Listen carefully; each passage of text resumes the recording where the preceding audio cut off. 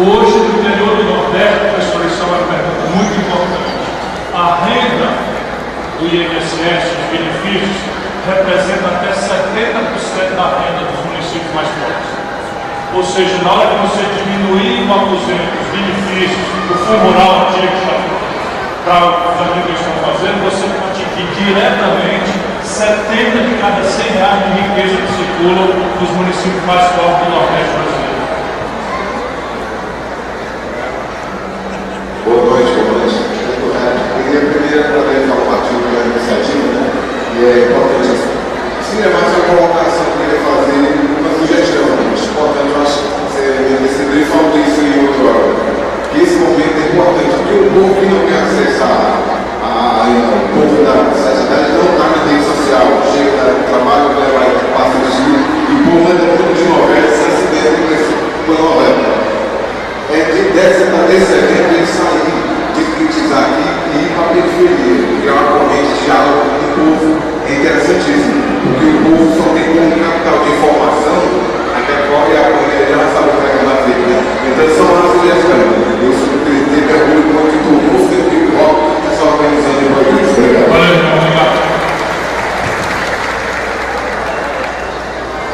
Como eu sigo,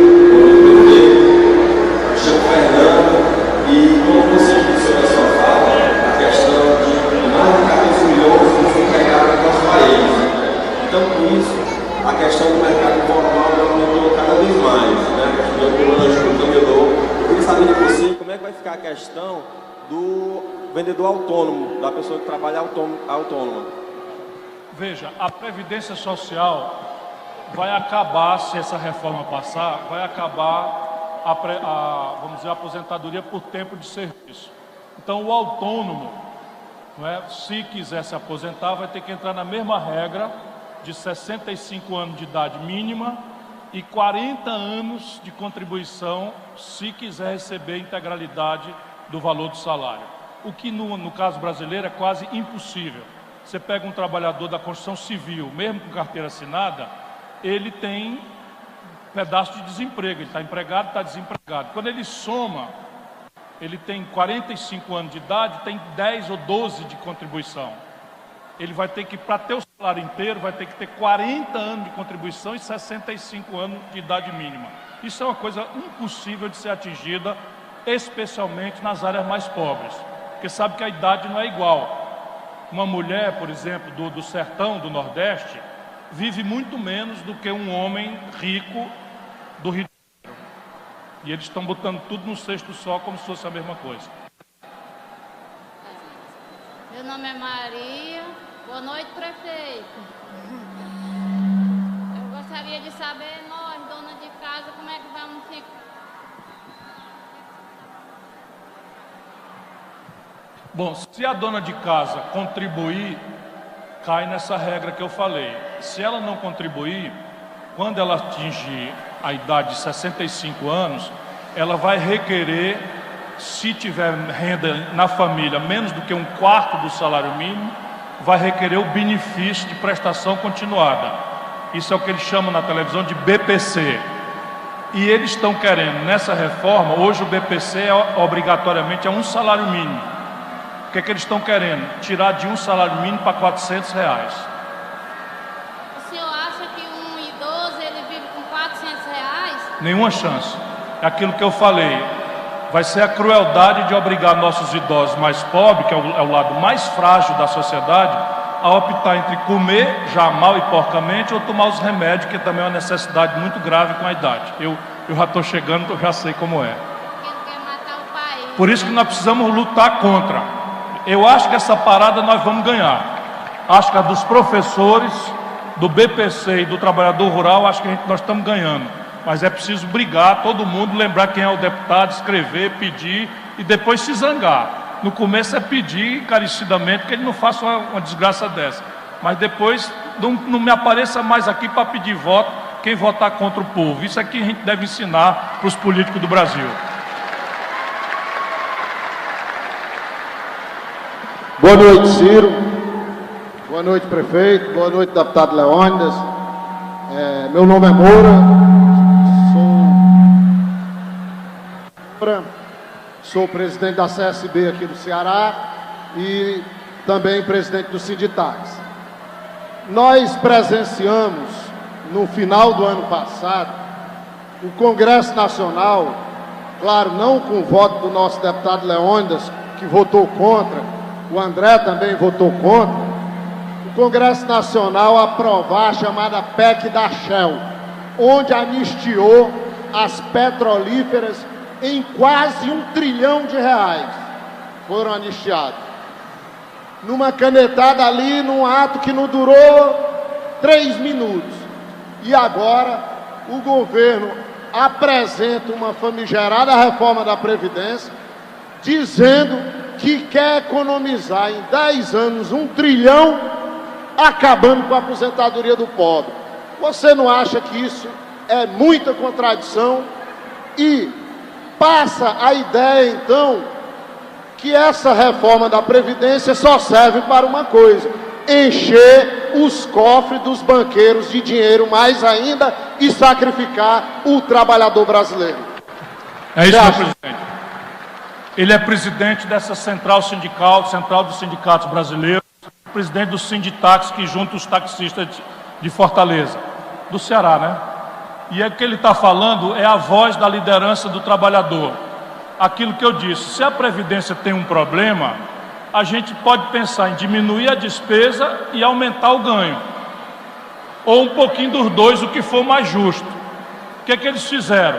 Alopraram no corte da despesa em cima dos mais pobres, 70 de cada R$100, tirando de quem ganha até 2 salários mínimos, e com a outra mão dispensa muito mais do que está ganhando, do que está tirando do pobre, das multinacionais. Eu não tinha me lembrado, foi boa sua lembrança.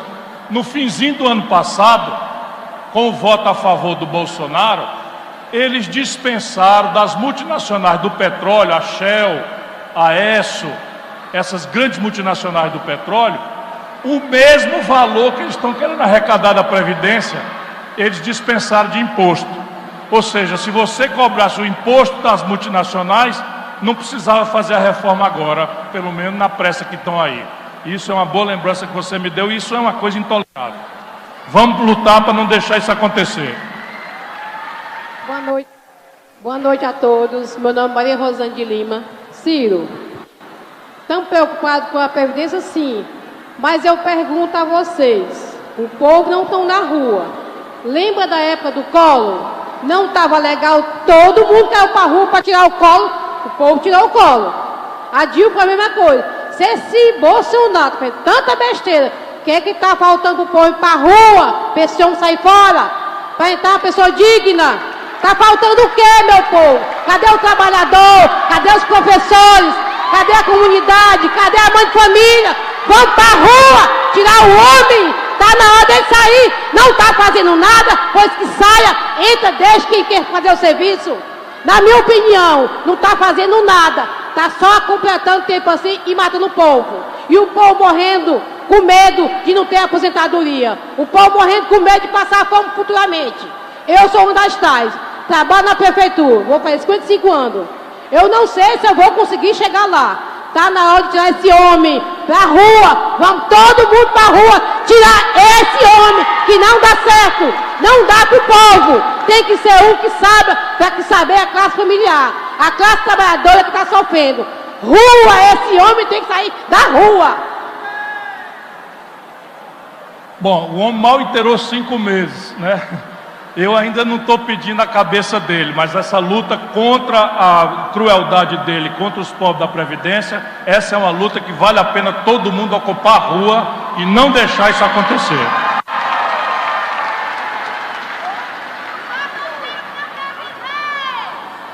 Boa noite, senhores, boa noite, senhoras. É com muita satisfação e carinho agradeço as palavras do Dr. Ciro Gomes. É um espelho para o povo cearense. Um homem que governou de mão limpa, nunca vimos nenhuma falcatrua de Vossa Excelência. É até vergonhoso um homem como eu, operário, simples, dirigir a palavra a um homem de uma mente tão clara e tão grande da qualidade do Dr. Ciro Gomes. O Dr. Ciro Gomes é professor de Direito, sabe o que é ato constitucional, direito tributário, lei orgânica, etc, etc. As minhas palavras são curtas, mas vai dar grande valor a toda a coletividade. E quero agradecer ao senhor, deixar seus gabinetes e está percorrendo o país para abraçar o menos favorecido, que é chamado o povão e o Zé Ninguém.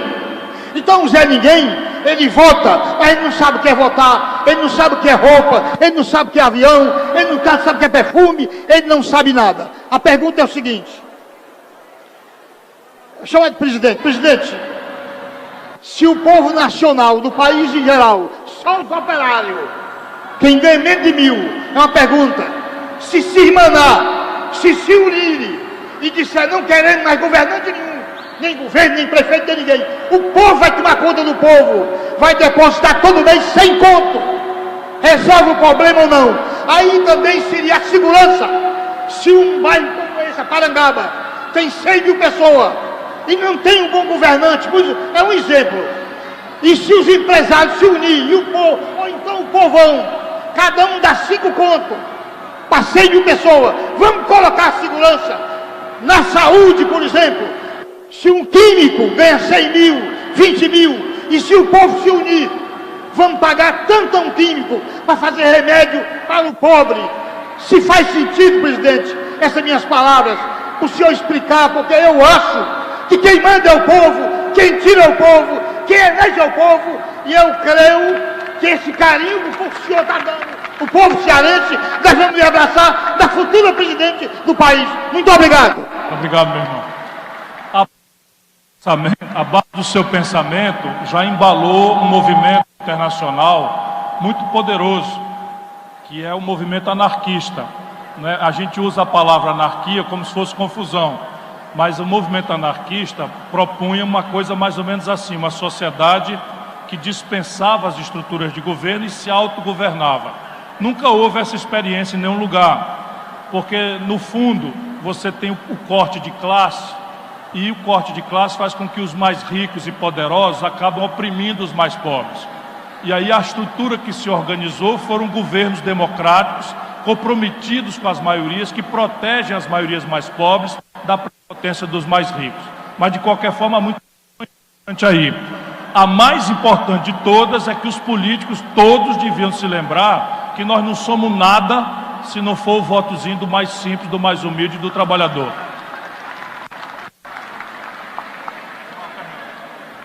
Boa noite, meu presidente Ciro Gomes. Eu gostaria de saber do senhor o que acontecerá conosco, os aposentados por invalidez. Essa é a minha pergunta.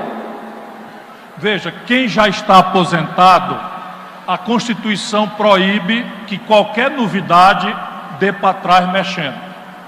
O que eles estão mexendo é o fim da obrigação na Constituição de atualizar os aposentados pelo valor que você atualizar o salário hoje, entendeu? Então nessa reforma não tem nenhuma coisa que mexa com quem já está aposentado por invalidez, nada, a não ser que tira a garantia de que o aposentado vai ser reajustado quando e na mesma data e no mesmo valor que reajustar o salário dos ativos, entendeu?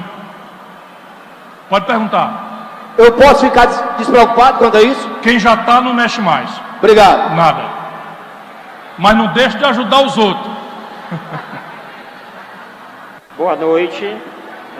Eu faço parte aqui da comunidade de Parangaba e a minha pergunta era essa especificamente para você, Ciro. Eu quero agradecer a você por dar uma clareza melhor aqui a gente. A minha pergunta é essa. Vamos dizer que eu tenha 28 anos de trabalho hoje. O que vai afetar na minha aposentadoria daqui a, se for aprovada essa reforma? E outra coisa que ficou aqui que não vai para essa pergunta. Paulo Guedes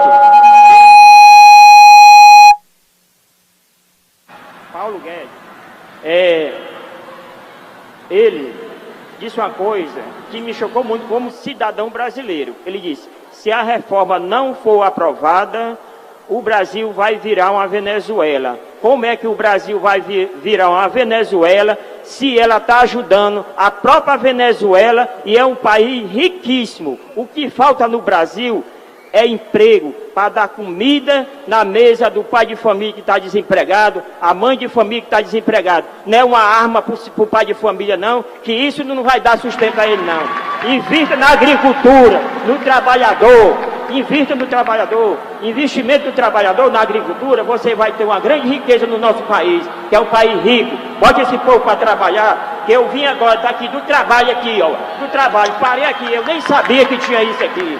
Eu parei que eu estava em dúvida, vim falando sobre a Previdência, mas tirei as minhas dúvidas hoje. Então me diga, o que vai afetar na minha aposentadoria, vamos dizer que eu tenho 28 anos de trabalho, e aí? 28 anos contribuindo. Isso. Então veja bem, pelo regime de hoje, você, ao completar os 35, com o tempo, aposenta com inteiro, com a aposentadoria inteira.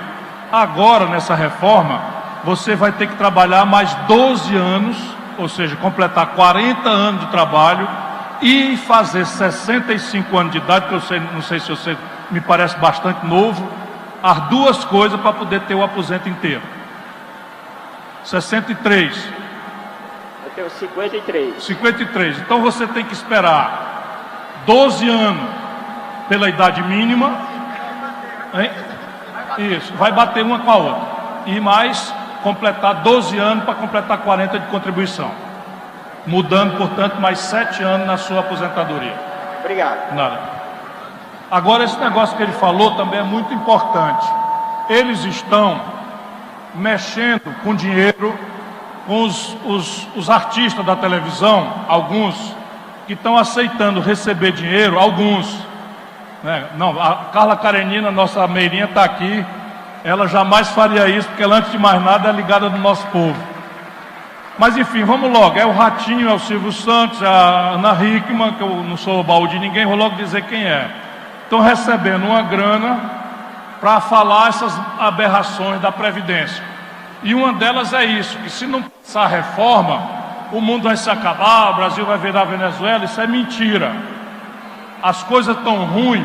É porque o país não está crescendo a economia. Desde a Dilma para cá, a gente só cresce como rabo de jumento, para baixo.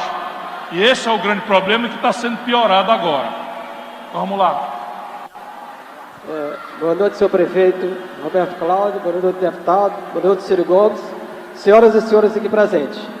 Eu tenho 53 anos, estou desempregado há 5 anos, tá?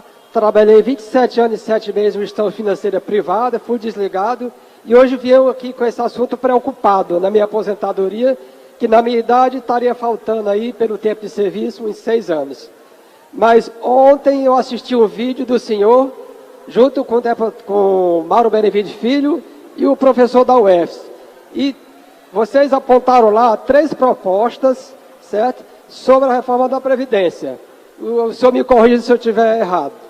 Uma delas foi manter o regime de repartição. A outra é colocar garantia em cima do trabalhador, né, que não tenha condição de contribuir ou que parou no meio do caminho a contribuição. E a terceira, fazer uma capitalização que tem aí como segundo modelo no Brasil. A minha pergunta está em cima dessa terceira proposta, que lá eu entendi que o senhor estaria colocando essa capitalização não dentro das instituições financeiras, e sim através de instituições. Eu queria entender esse lado dessa terceira proposta, por favor. A ideia é a seguinte: a ideia para resolver a Previdência, como a gente não quer fazer de conta que não tem um problema, aquilo que o André falou, em vez de só botar defeito, nós estamos propondo uma coisa no lugar. Então a gente sabe que tem um problema, mas ao invés de dizer, então o governo que se lasque aí, nós achamos que isso não está direito. Então nós estamos propondo. Qual é a nossa ideia? É pegar todo mundo que não pôde contribuir por razão de saúde, por razão de doença, por razão de miséria, por razão de tudo, e criar um programa de cidadania, de renda de cidadania, equivalente a um salário mínimo para todo mundo, independentemente de contribuir ou não contribuir, pago pelo Tesouro. Isso é a Seguridade Social. O outro regime, até R$5.000, que atinge mais de 90% dos beneficiários do regime geral, portanto até R$5.000, garantir um sistema de repartição obrigando a contribuição do trabalhador e do empresário. Acima de R$5.000, quem quiser, entra com uma previdência complementar, que é uma espécie de caderneta de poupança, para adicionar aos 5.000 um aposento adicional, uma soma maior. Esse no regime de capitalização com a contribuição do trabalhador e a contribuição do empregador. Só que em vez de ir para os bancos, a nossa ideia é criar fundo administrado pelos próprios trabalhadores e sua representação eleita e associar esse fundo ao investimento produtivo, ao invés da especulação financeira, para poder animar a atividade econômica e gerar os empregos necessários. Se você precisar de uma comparação, é o sistema, por exemplo, da Previ. Então, os funcionários do Banco do Brasil, eles têm a aposentadoria normal do INSS, mas eles pagam a aposentadoria adicional de capitalização. O Banco do Brasil também contribui, e isso criou um fundo chamado Previ, que é administrado por eles mesmos. Tem muita fragilidade, por isso que eu estou propondo que isso seja tudo regulado para prevenir as distorções. É a mesma coisa dos funcionários da Petrobras. Então, até um certo valor, os funcionários da Petrobras são do INSS, normal. Acima desse valor, eles contribuem, a Petrobras também contribui para um fundo chamado Petros. E esse fundo aplica, é sócio de shopping center, é sócio de fábrica, e tira o ganho extra para pagar os aposentados. É só perguntar aos funcionários do Banco do Brasil e da Petrobras se eles querem sair da Petros ou do Previ. Nenhum deles quer. Isso é o que eu quero para todos os brasileiros.